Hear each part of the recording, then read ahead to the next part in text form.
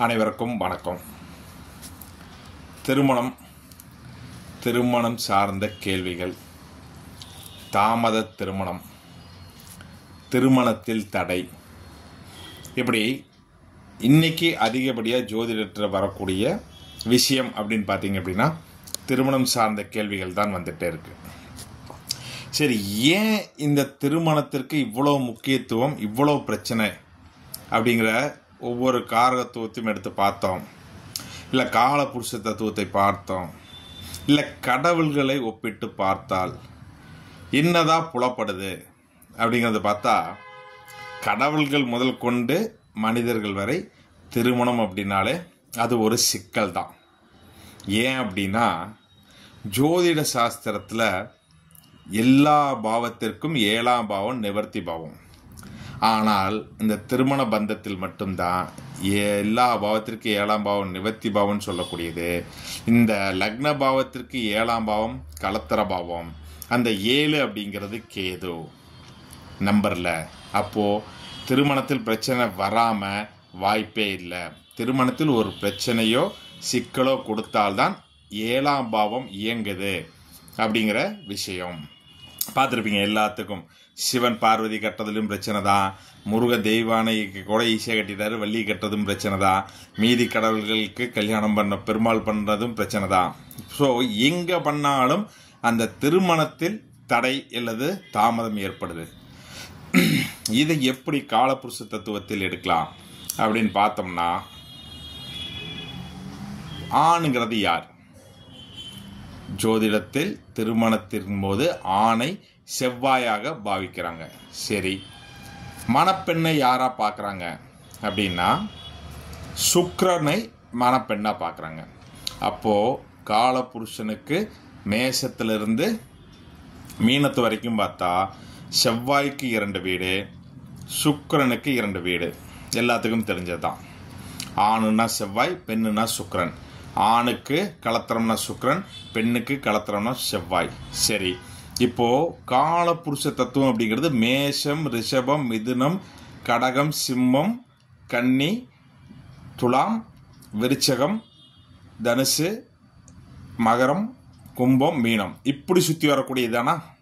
இது பேர் clock wise, எல்லாத்துக்குமே தெரியும். அப்போது மேஷங்கிறது செவ்வாய், மேஷத்துக்கு 2 அப்படிங்கிறது என்னது? ரிஷபம். அப்போது மேஷம் முதல்ல போய் தொடக்கூடிய பாவம் யார் அப்படின்னு பார்த்தீங்கன்னா ரிஷபத்தை தொடுவார்.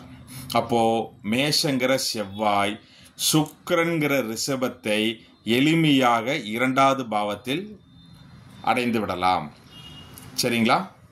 அப்போது அங்கே இருக்கிற ரிஷபம் மேஷத்தை தொடணும்னா 11 வீட்டை தாண்டணும். அப்போது செவ்வாய்க்கு மிக அருகில் எளிமையாக இருக்கக்கூடியது அப்படிங்கிறது 2ஆம் பாவங்கிற ரிஷபம். சரி, அடுத்தது அப்படியே கீழே வந்தீங்க அப்படின்னா துலாம் அப்படிங்கிறது சுக்கிரன் வீடு, விருச்சிகம் அப்படிங்கிறது செவ்வாயோட வீடு. இப்போது துலாத்திற்கு 2ஆம் இடத்துல விருச்சக செவ்வாய் அப்படிங்கிறது இருக்குது. அப்போது சுக்கிரன் முதல்ல போய் தொடரணும் ஈஸியாக அப்படின்னு பார்த்தீங்கன்னா விருச்சகத்தை தொற்றுவார். சரிங்களா? அப்போது ஆண் பெண்ணை தேடி போகிறது அப்படின்னா மேஷத்தை கொண்டு பாவமாக உள்ளவர்கள் அல்லது மேஷத்திலிருந்து பின்னாடி 6 வீடு எங்கிருந்து அப்படின்னா தனுசிலிருந்து செவ்வாய், அதாவது மேஷம் செவ்வாய் வரை இருக்கிறவங்க பெண்ணை தேடி ஓடணும். சரிங்களா? அடுத்தது மிதுனத்திலிருந்து துலாத்தில் இருக்கிற ராசிக்காரங்களுக்கு ஆணை தேடி ஓடக்கூடிய அமைப்பை கொடுத்துரும்.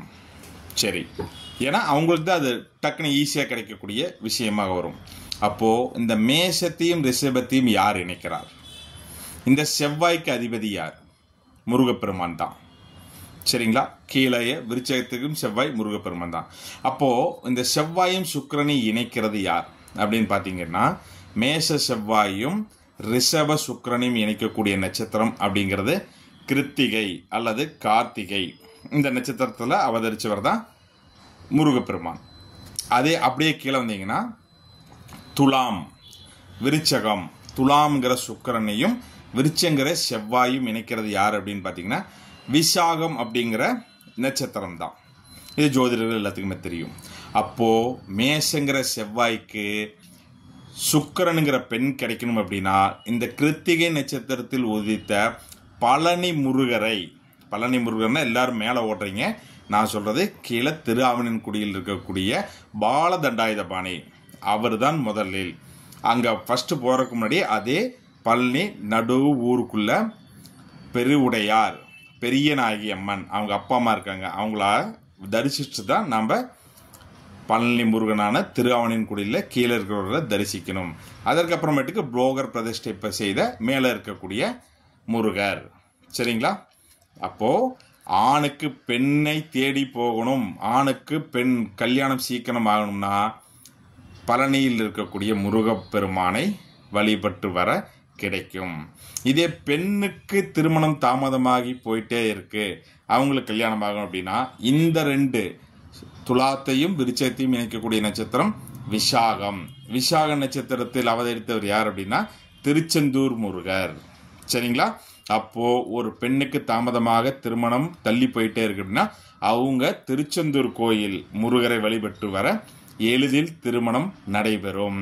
ஆணுக்கு திருமணம் கைகூட பழனிமலை முருகரை தரிசிக்க எளிதில் திருமணம் கைகூடும்.